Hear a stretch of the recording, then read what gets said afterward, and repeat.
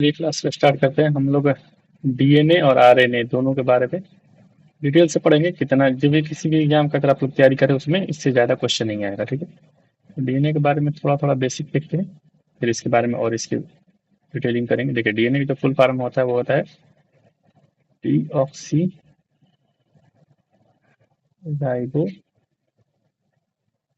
Nucleic acid. ये आप लोग लिख लीजिए। डीऑक्सी इंपॉर्टेंट है, आगे आगे आपको पता चलेगा, ठीक है। देखिए, अगर डीएनए की स्थिति की बात करें तो सबसे पहले ये सेल जो होता है, सेल के अंदर होता है न्यूक्लियस, और न्यूक्लियस के अंदर होता है क्रोमोसोम, और क्रोमोसोम इसी का बना होता है। अगर आप लोगों ने पिछला पार्ट देखा होगा अगर बायोलॉजी का, तो उसमें हमने बताया था क्रोमोसोम क्या होता है, न्यूक्लियस क्या होता है। देखिए, एक्चुअली क्या होता है कि जो न्यूक्लियस होता है उसमें बनता है क्रोमेटिन पदार्थ, और ये क्रोमेटिन पदार्थ जो होता है वो दो चीज से मिलकर बनता है, एक तो डीएनए और दूसरा हिस्टोन प्रोटीन। हिस्टोन प्रोटीन, ठीक है। दोनों मिलके फिर जब सेल डिवीजन होता है, सेल डिवीजन कैसे होता है पिछले क्लास में भी आप लोग देख सकते हो उसको, ठीक है। तो वो जब दोनों मिलके ये बनाता है क्रोमोसोम, ठीक है। एक जैसे ये कठोर संरचना बन जाती है दोनों मिलके, तो ये फिर इसको डीएनए कहते हैं, ठीक है। तो एक तो होता है न्यूक्लियस में, ठीक है, सेल के, और एक जो डीएनए मिलता है वो मिलता है माइटोकॉन्ड्रिया में भी। तो ये क्वेश्चन पूछा जाता है बार बार, डीएनए कहाँ कहाँ होता है, तो माइटोकॉन्ड्रिया में भी होता है, उसको कहते हैं एमडीएनए, ठीक है। तो एक डीएनए हो गया ये सेल में न्यूक्लियस वाला, एक हो गया माइटोकॉन्ड्रियल डीएनए। तो दो प्रकार के डीएनए हमारे पास, मतलब दो जगह डीएनए होता है, ठीक है। अब थोड़ा और डीएनए का संरचना देखते हैं कि डीएनए की संरचना कैसा होता है। तो देखिए, डीएनए जो होता है इसकी जो इकाई होती है, इकाई, इसको कहा जाता है न्यूक्लियोटाइड, यानी कि कई सारे न्यूक्लियोटाइड से मिलकर बनता है। जैसे आपने सुना होगा, अगर आपने केमिस्ट्री पढ़ा होगा तो वहाँ पे एक पॉलीमर आया होगा। जो पॉलीमर होता है वो कई मोनोमर से मिलकर बनता है, तो उसी प्रकार ये भी कई न्यूक्लियोटाइड से मिलकर बनता है। तो इसीलिए इसको, इसका जो सबसे जो छोटी इकाई है वो ये है। देखिए, इस वाले फोटो में और अच्छे से बताया गया। ये जो सेल है इसके अंदर है क्रोमोसोम, ठीक है, और क्रोमोसोम जो है वो डीएनए का बना हुआ है। फिर देखिए, ये छोटा छोटा जो हो गया इसका सेगमेंट, ये जीन का सेगमेंट हो गया। ये सुपर फॉस्फेट बैकबोन है, यहाँ पे ये नाइट्रोजन बेस है। देखिए, जो न्यूक्लियोटाइड होता है वो तीन चीज से मिलकर बना होता है। एक तो है होता है पेंटोज शुगर, इसका फॉर्मूला होता है C5। देखिए, 5 है, पेंटोज है तो 5 हो जाएगा। H10 और O4 होता है। देखिए, यहाँ पे ये इंपॉर्टेंट, यहाँ पे ध्यान रखने की O4 होता है। जैसे देखिए, ये पेंटोज जैसे आपने बचपन पढ़ा होगा इकोनॉमिक्स में, methane, methane, ethane, butane, propane, pentane, hexane. तो ऐसे ही जो ये पेंटेन है ये C5 के लिए दिखाया जाता है। तो ये हो गया पेंट, यहाँ से आ गया है C5। H10 और O4 है। देखिए, यहाँ पे O5 होना चाहिए लेकिन O4 है, क्योंकि यहाँ पे देखिए क्या लिखा हुआ है इसका फुल फॉर्म में, डी ऑक्सी, यानी कि एक ऑक्सीजन इसमें कम है, इसीलिए यहाँ पे होता है O4। तो अगर कहीं फार्मूला दे डीएनए का तो वहाँ पे O4 लिखिएगा, O5 मत लीजिएगा। अगर O5 हो जाएगा तो ये आरएनए का हो जाएगा, ठीक है। आगे आरएनए आएगा, वहाँ पे मैं इसको दिखा दूंगा आपको। और इसमें होता है एक फॉस्फोरिक एसिड H3PO4, और उसके बाद नाइट्रोजन बेस होता है, ये इंपॉर्टेंट है। ये दो प्रकार का होता है, एक तो प्यूरिन, एक पिरामिडिन। जो प्यूरिन होता है उसमें होता है ए और जी आता है, और CUT आता है। अगर बात करें डीएनए में तो ये चार प्रकार का इसमें नाइट्रोजन बेस आता है। ये आपसे पूछ सकता है कि डीएनए में कौन कौन सा होता है। तो ए एडानिन, थाइमिन, साइटोसिन, गुआनिन, ये सब आप लोग लिख लीजिए क्योंकि एग्जाम में ऐसे ही डायरेक्ट आता है। और ये जो यू है इसका फुल फॉर्म होता है यूरासिल। ये डीएनए में नहीं पाया जाता, ये आरएनए में पाया जाएगा, ठीक है। ये जो टी है थाइमिन, थाइमिन की जगह पे यहाँ पे यूरासिल होता है। आगे अब इसको और आप लोग देखिएगा, वहाँ पे लिख लीजिएगा, यहाँ पे भी आप लोग लिख लीजिए। ये तीन चीज होता है इसमें, इसकी संरचना में। और डीएनए के बारे में कुछ देखते हैं। देखिए, जब अब क्या होता क्या है कि डीएनए ये बनता कैसे है, तो जैसे मैंने बताया, ये मान लीजिए ये हो गया फॉस्फेट ग्रुप, यहाँ पे बनाते हैं जैसे। देखिए, ये हो गया एक फॉस्फेट ग्रुप, ठीक है, ये फॉस्फोरिक एसिड, और दूसरा हो गया पेंटोज शुगर। ये दोनों आपस में ऐसे मिला रहता है, ठीक है। फिर ऐसे ही करते करते स्ट्रक्चर बनाते हैं, phosphate group, pentose sugar, phosphate group, pentose sugar. और इसमें जो होता है वो नाइट्रोजन बेस जो होता है वो शुगर वाले पे लगा रहता है। तो मान लीजिए यहाँ पे है, ठीक है। जो नाइट्रोजन बेस है वो यहाँ पे मान लीजिए, यहाँ पे सी है, यहाँ पे हमने मान लिया, तो यहाँ पे सी नहीं होगा, ठीक है, हमने मान लिया यहाँ पे पी है, यहाँ पे ए हो गया, यहाँ पे जी हो गया, ठीक है। ऐसे ये मिला हुआ है आपस में। तो जो चार्ट होता है ए, टी, सी और जी, जो ए होता है वो केवल टी के साथ ही बनाएगा बॉन्ड, और ये भी डबल बॉन्ड बनाता है। जो सी होता है वो केवल जी के साथ बॉन्ड बनाता है, ये होता है ट्रिपल बॉन्ड बनाता है। तो ये चीज आप लोग ध्यान रखिएगा, ये बनाएगा टी के साथ डबल बॉन्ड और सी बनाएगा ये कोवैलेंट बॉन्ड होता है। अगर आप केमिस्ट्री में देखिएगा तो वहाँ पे कोवैलेंट बॉन्ड होता है। इसमें क्या होता है कि इलेक्ट्रॉन को साझा किया जाता है, एक आयनिक बॉन्ड होता है, एक कोवैलेंट बॉन्ड होता है, एक हाइड्रोजन बॉन्ड होता है। हाइड्रोजन बॉन्ड सबसे कमजोर होता है। तो ये शुगर और नाइट्रोजन बेस के बीच जो लगता है वो होता है हाइड्रोजन बॉन्ड, और फास्फोरस और शुगर के बीच जो लगेगा वो लगेगा फॉस्फो डाइएस्टर बॉन्ड, ठीक है। इतना क्वेश्चन नहीं पूछ रहा है, फिर भी अब जो पढ़ा रहे हैं तो सब डिटेल कर लिख देते हैं, ठीक है। तो देखिए, ये जो होगा वो केवल टी के साथ होगा। तो ये मान लीजिए आपका एक एक ऐसे हेलिक्स बन गया, ठीक है, सिंगल हेलिक्स। लेकिन ये जो होगा वो टी के साथ बॉन्ड बना लेगा। सी जो होगा, ए टी के साथ डबल बॉन्ड और सी जी के साथ ट्रिपल बॉन्ड। तो ये ऐसे बनता है बॉन्ड, ठीक है। और कुछ देखते हैं, फिर इस पे हम लोग आएंगे 1 मिनट में। देखिए, सबसे पहले इससे खोज करता देख लीजिए कौन है। इस पे क्वेश्चन आएगा वाटसन एवं क्रिक, ठीक है। एक ही इसमें ध्यान रखिएगा, डीएनए पूछेगा, ये जो होता है वो डबल हेलिक्स होता है। डबल हेलिक्स का क्या मतलब है, देखिए ये जो एक ये संरचना हो गई, एक और संरचना होती है साथ साथ, ठीक है। ये ऐसे एक में चिपका नहीं रहता है ये वाला, ये ऐसे चिपका नहीं रहेगा। ये जो होता है वो अलग अलग होता है, जैसे हम यहाँ पे बनाते हैं, ठीक है। ये मान लीजिए ऐसी संरचना है, ठीक है। तो ये 3D संरचना है, ये ऐसे पीछे से घूम के फिर आ जाएगी वापस। देखिए क्या होता है, ये डबल हेलिक्स, एक हेलिक्स ये हो गया इस साइड वाला, एक हेलिक्स ये हो गया, ये वाला जो हो गया ये हो गया मान लीजिए हमारा एक हेलिक्स, और ये हो गया डबल हेलिक्स। डबल हेलिक्स की जरूरत बस इसलिए पड़ता है ताकि ये जो हो वो स्टेबल रहे। देखिए आप हम बताते हैं,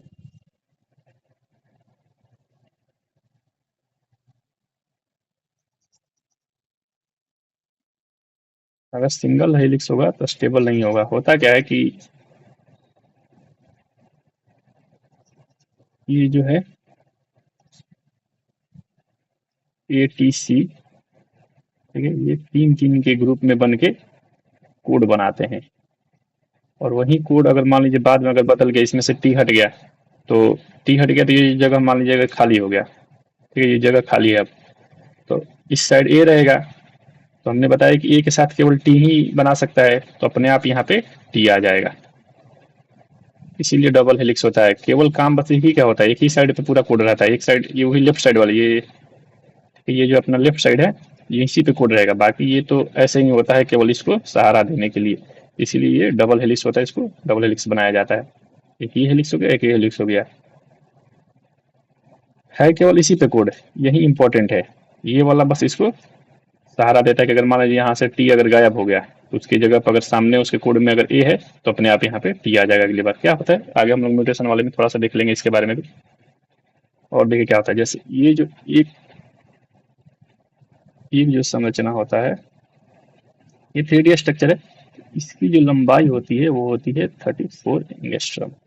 एक एंगस्ट्रम में होता है 10⁻⁻10 मीटर, और ये पूरे में 10 न्यूक्लियोटाइड होता है। तो फिर एक न्यूक्लियोटाइड की हो जाएगी 3.4 एंगस्ट्रम। 10 से अगर इसको भगा दे दीजिएगा तो आ जाएगा। और ये जो लंबाई होती है, ये लंबाई देखिए यहाँ से यहाँ तक की, ये होती है 20 एंगस्ट्रम। खैर ये सब सवाल आता नहीं है, लेकिन अब फैक्ट लिखवा रहे हैं, यहाँ पे फैक्ट का टॉपिक ही है, तो हम सोच रहे हैं कि सारा फैक्ट आप लोग को करवा देते हैं। देखिए, जो बेस पेयर बनता है, जैसे मान लीजिए बेस पेयर ए के साथ टी, सी के साथ जी, ऐसे पेयर बनता है, वो मानव शरीर में 300 करोड़ बेस पेयर बनता है। और एक जो डीएनए होगा वो लगभग 2 मीटर तक भी बड़ा हो सकता है। और एक डीएनए में कम से कम 300 करोड़ बेस पेयर है। इसमें से 99% जो बेस पेयर होते हैं वो सभी लोग का सेम होता है। बाकी 1% ही अलग होता है, उसी से आदमी में इतना वेरिएशन होता है, कोई आदमी गोरा है काला है, तो ये सब इसी 1% के कारण होता है। तो इसमें आप लोग बस याद रखना है कि खोजकर्ता कौन है, वाटसन एंड क्रिक है। डीएनए जो होता है वो डबल हेलिक्स होता है, ठीक है। और बेस पेयर 300 कौन, ये भी सवाल नहीं आएगा, ये भी इंपॉर्टेंट नहीं है, ठीक है। आगे बढ़ते हैं, थोड़ा और देखते हैं इसको। अब देखिए कि कैसे ये अनुवांशिकता का काम करता है, ठीक है। अगर पूछे कि डीएनए का कार्य क्या है, तो डीएनए का जो है कार्य, तो ये अनुवांशिक जानकारी को एक पीढ़ी से दूसरी पीढ़ी तक ले जाता है। जानकारी को पीढ़ी दर पीढ़ी ले जा सकता है। जैसे आप जो थोड़ा बहुत अपने माता पिता या दादा दादी जैसा होंगे, तो वो इसी कारण, ये डीएनए ही आपका शरीर का जितना भी संरचना है, अगर आपका आंख अगर ऐसा है तो उसको वो तय करता है, आपका बाल कैसा है, ठीक है। आप जैसे बोल रहे हैं, आपका आवाज कैसा, सारा सब कुछ ये डीएनए के चलते ही तय होता है, ठीक है।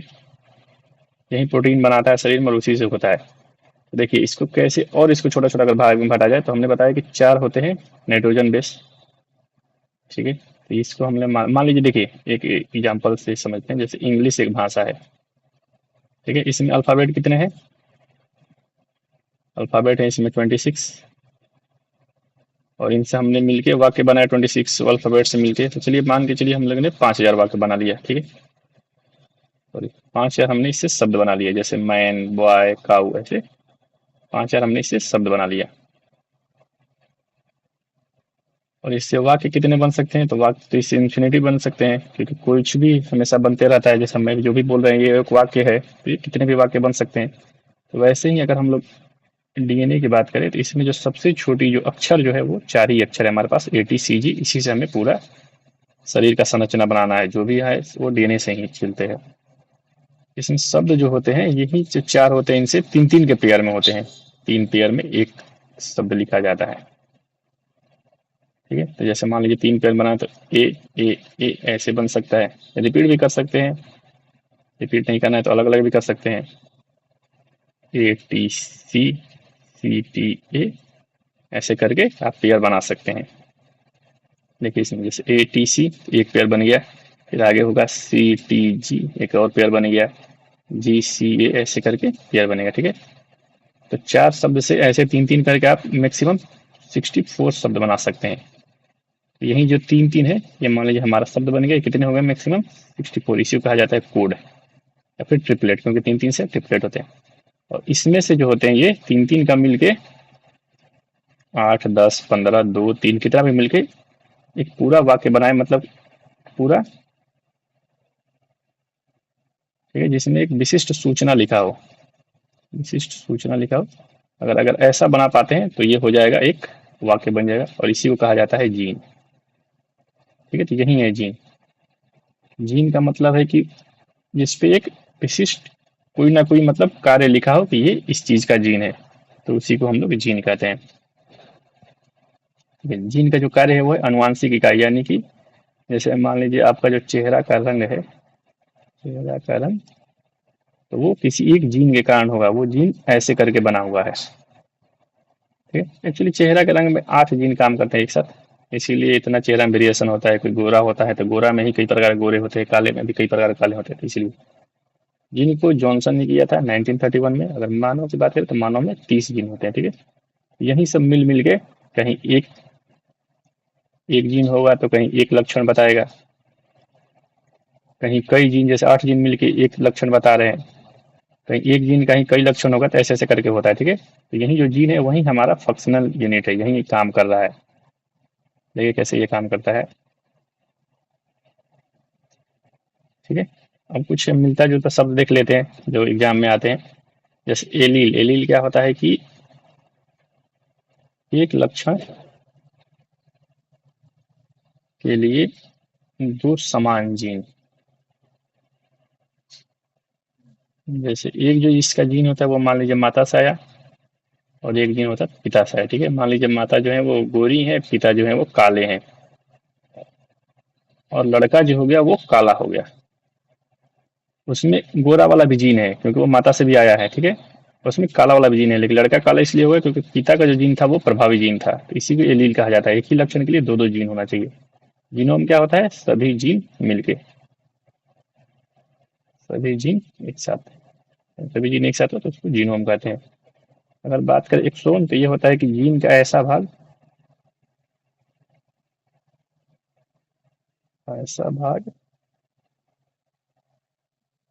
जिस पर प्रोटीन बनाने के बारे में लिखा हो, यानी कि प्रोटीन कैसे बनेगा उसके बारे में ये यहाँ पे एक्सोन पर। और एक्सोन के अलावा सभी जीन इसमें होता है,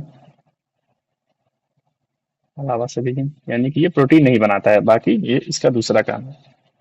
और बात करें अगर एक्सोन की तो इसमें एक्सोन प्लस इंट्रोन दोनों होता है, ठीक है, प्रोटीन वाला भी बिना प्रोटीन वाला भी। अगर बात करें टर्मिनेटेड जीन की तो देखिए क्या होता है, ये चीज यहाँ पे ध्यान दीजिएगा, ठीक है। चलिए इसको हम आगे बताते हैं अभी। टर्मिनेटेड जीन और जंपर जीन क्या होता है कि मान लीजिए यहाँ पे सी है, ठीक है, तो ये जंप करके चला गया यहाँ पे, सी है वो जंप करके यहाँ पे चला गया, तो इसी को जंपर जीन कहता है, ये अपने स्थान बदलते रहता है, ये जंपर जीन। और हुंग स्टेन इंडेक्शन का है, हमने एक चीज आपको बताया कि जो ए होगा वो डबल बॉन्ड बनाएगा टी के साथ, सी जो है वो ट्रिपल बॉन्ड बनाएगा जी के साथ। लेकिन हुंग नाम के एक साइंटिस्ट उन्होंने कहा कि नहीं, ऐसा हमेशा नहीं होता है, कभी कभी ए जो होता है वो सी के साथ भी बना लेगा और टी जी के साथ बना लेगा, तो यही उन्होंने बताया था। और हमने बताया कि डबल हेलिक्स होता है, उन्होंने कहा कि डबल हेलिक्स जरूरी नहीं है, ट्रिपल हेलिक्स भी हो सकता है डीएनए, तो ये चीज आप लोग को ध्यान रखना है, ठीक है। इसके बाद अब हम लोग का डीएनए हो गया, हम लोग आरएनए के बारे में देखते हैं। इसका होता है राइबो न्यूक्लिक एसिड, ठीक है, इसमें डीऑक्सी नहीं है, केवल राइबो है। ये जो होता है ये न्यूक्लियस में नहीं होता है, सबसे पहले ये चीज ध्यान रखिएगा। अगर पूछे कि आरएनए न्यूक्लियस में, तो आरएनए नहीं होता है, केवल न्यूक्लियस में डीएनए होता है। ये साइटोप्लाज्म में होता है, साइटोप्लाज्म हमने बताया था सेल वाले क्लास में, ये सेल है, इसमें ये द्रव होता है, उसी को साइटोप्लाज्म कहता है। फिर माइटोकॉन्ड्रिया में भी होता है, ये राइबोसोम के रूप में होता है। देखिए ये राइबोसोम, राइबोसोम जो होता है वो आरएनए का बना होता है, राइबोसोम में भी होता है। आप लोग अगर ये सब नहीं समझ में तो आप लोग पिछला क्लास देख लीजिएगा 1 2 3, वहां से आप लोग को ये चीज नॉर्म पता चल जाएगा। इसका कार्य क्या है? इसका कार्य जो है वो अनुवांशिक कार्य नहीं है, इसका कार्य है प्रोटीन संश्लेषण, प्रोटीन संश्लेषण यानी कि ये प्रोटीन बनाता है। एक चीज और यहाँ पे ध्यान रखना है, ये वायरस जो होता है उसमें अनुवांशिक कार्य भी करता है, तो ये क्वेश्चन आपको फंसा सकता है कि आरएनए के आनुवांशिक रूप में पाया जाता है, तो आप लिख लिखेंगे हाँ पाया जाता है, केवल वायरस में और कहीं भी नहीं। कोई भी जीव होता है, बैक्टीरिया हो या कोई भी, जो वहाँ नहीं पाया जाता, केवल वायरस में पाया जाता है। बात करें इसके संरचना की, तो इसका भी जो इकाई होता है वो न्यूक्लियोटाइड ही होता है, इसमें पेंटोज शुगर पाया जाता है, लेकिन इसका पेंटोज शुगर का फॉर्मूला होता है C5H10O5, क्योंकि यहाँ पे डीऑक्सी नहीं है, यहाँ पे पूरा ऑक्सीजन होता है। फॉस्फोरिक एसिड का वही फॉर्मूला है H3PO4, नाइट्रोजन बेस इसमें एक जगह पे एडानिन, यू जो है वो थाइमिन की जगह पे यहाँ पे यूरासिल आ जाता है, ये भी आप लोग को ध्यान में रखना है।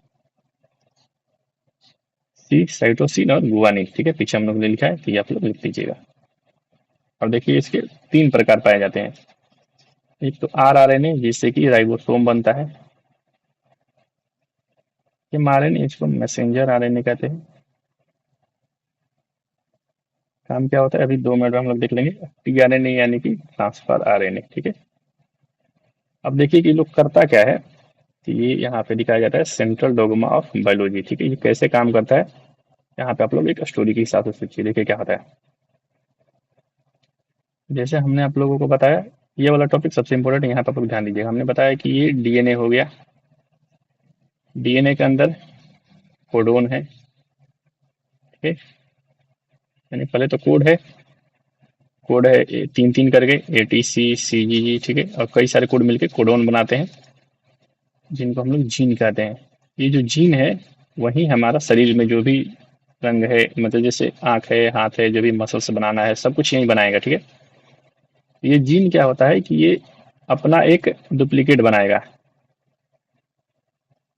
ठीक है, अपना एक डुप्लीकेट बनाएगा अपने जैसा ही जीन, और उसको भेज देगा बाहर। ठीक है, तो ये जो डुप्लीकेट बनाता है वो बनाता है mRNA। और इसका जब ये जीन जब डुप्लीकेट बनाएगा तो इसी को कहा जाता है ट्रांसक्रिप्शन। देखिए यहाँ पे मैंने लिखा है ट्रांसक्रिप्शन। इसमें क्या होगा कि जीन जीन यानी कि डीएनए क्या होगा कि अपना एक प्रतिकृति बनाएगा mRNA के रूप में। तो क्वेश्चन में क्या आता है कि डीएनए ट्रांसक्रिप्शन का मतलब क्या होता है कि डीएनए जो होता है वो आरएनए में परिवर्तित हो जाता है। डीएनए आरएनए में परिवर्तित हो जाता है। ठीक है, मान लीजिए डीएनए जो है उसको कुछ मसल्स बनाना है, क्योंकि शरीर में हमेशा कुछ ना कुछ बदलते रहता है। मान लीजिए डीएनए को बनाना है एक आंख का, मान लीजिए कुछ बनाना है, तो उसने क्या किया कि आंख का जो जीन था वो जीन को एक डुप्लीकेट वैसा ही जीन बनाया, और उसको पहले तो ये डबल हेलिक्स में था, उसको सिंगल हेलिक्स में, एक वाला काट के सिंगल हेलिक्स में भेज दिया। अब ये जो बनाया इसको हम लोग कहेंगे mRNA। ठीक है, ये mRNA बाहर आ गया, और सेल में उन्होंने बताया कि राइबोसोम होता था। ये mRNA मैसेज लेके आया, इसलिए इसका नाम है मैसेंजर आरएनए। ये मैसेज लेके आया कि भाई तुमको आंख का एक मतलब आंख का एक मसल्स बनाना है, इसके लिए वो एक मैसेज लेके आया, ये एक प्रतिकृति लेके आएगा डुप्लीकेट, और ये ला के दे दिया राइबोसोम को। ठीक है, अब राइबोसोम क्या करेगा कि वो टीआरएनए को पकड़ेगा, ट्रांसफर आरएनए। ये क्या कहेगा कि देखिए जो मसल्स होता है, शरीर में जो मांस बना होता है वो प्रोटीन का बना होता है, तो ये कहेगा, और जो प्रोटीन बना होता है वो एमिनो एसिड का बना होता है, एमिनो एसिड का। तो ये राइबोसोम जो है ये अब इसको बनाएगा, लेकिन इसके लिए इसको चाहिए प्रोटीन। प्रोटीन उसको प्रोटीन बनाना है, प्रोटीन के लिए चाहिए उसको एमिनो एसिड। हमने बताया था कि जो राइबोसोम होता है वहीं पर प्रोटीन बनता है, पिछले क्लास में हमने इससे राइबोसोम के बारे में डिटेल में बात किया था। ये ट्रांसफर आने को बोलेगा कि भाई एमिनो एसिड लाओ, एमिनो एसिड 20 प्रकार का होता है, तो देखिए तब ये ट्रांसफर आने क्या करेगा, एमिनो एसिड को खोजेगा, उसमें 20 प्रकार में खोजेगा कौन कौन प्रकार लगेगा आंख को बनाने के लिए, वो प्रकार ला के दे देगा आरआरएनए को। अब आरआरएनए क्या करेगा कि यहाँ पे बना देगा प्रोटीन, और प्रोटीन बना के फिर मैंने बताया था कि ईआर में भरता है, ईआर से फिर गोल्जी बॉडी में जाता है, गोल्जी बॉडी से जहाँ जाना होता है वहाँ पहुँच जाता है। ठीक है, ये वाला जो प्रोसेस था वो एचजी खुराना, हरविंद खुराना ने खोजा था, तो इसीलिए इनको जाना जाता है। देख लीजिए क्या हुआ ट्रांसक्रिप्शन में, क्या हुआ, जो डीएनए है उससे बन गया आरएनए। अब ये आरएनए जो है अब ये जाके बनाएगा प्रोटीन, तो इसको कहा जाता है ट्रांसलेशन।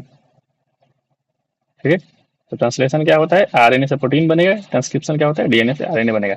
एप्लीकेशन क्या होता है कि डीएनए जो होता है वो एक और डीएनए बनाता है। ये कब बनाता है, जब सेल डिवीजन होता है। हमने बताया था कि सेल डिवीजन दो प्रकार से होता है, एक होता है इसमें दो सेल बनते हैं, एक होता है जिसमें चार सेल बनते हैं। तो हर बार ये डीएनए अपने आप का डीएनए नया बनाता है, तो सेल डिवीजन के टाइम रेप्लिकेशन होगा। रिवर्स ट्रांसक्रिप्शन क्या होता है कि कभी कभी जो आरएनए होता है वो डीएनए बना देता है।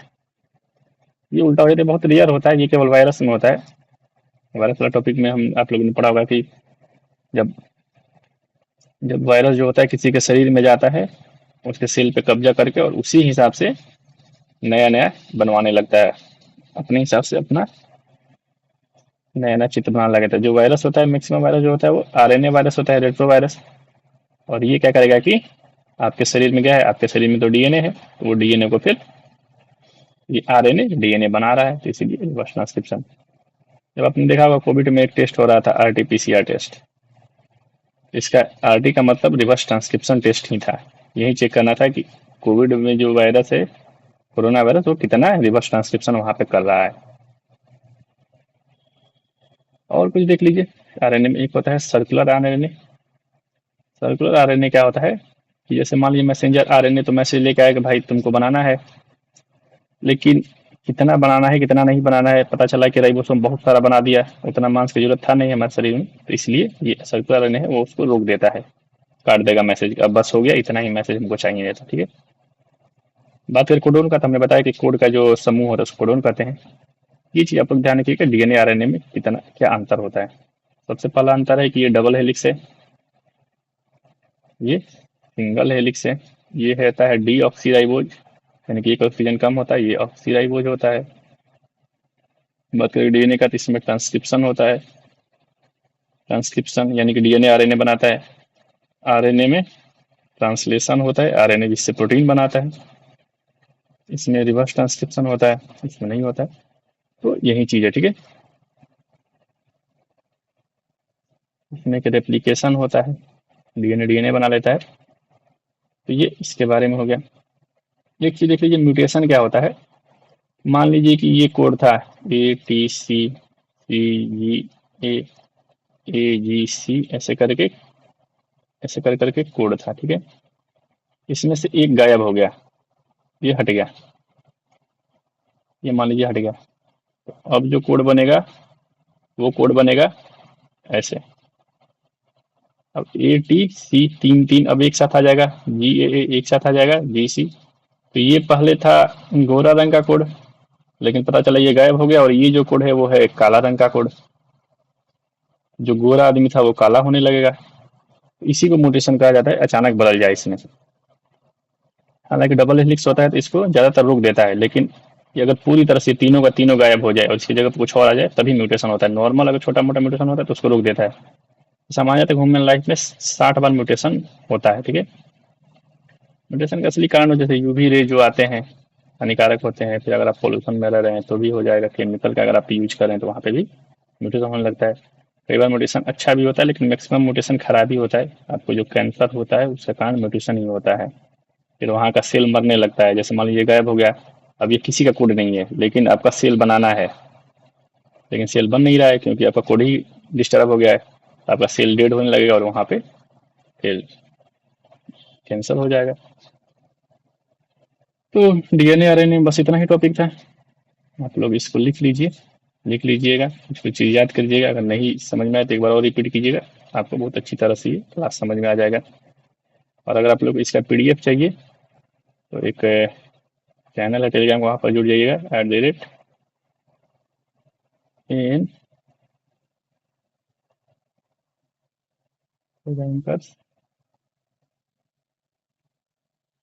Academy 2, ठीक है।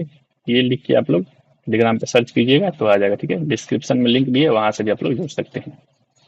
चलिए इसके लिए इतना ही रखते हैं, कल हम लोग इसके आगे का टॉपिक पढ़ेंगे, ठीक है। अब टिश्यू के बारे में पढ़ेंगे हम लोग। सेल हमारा टॉपिक कंप्लीट हो गया।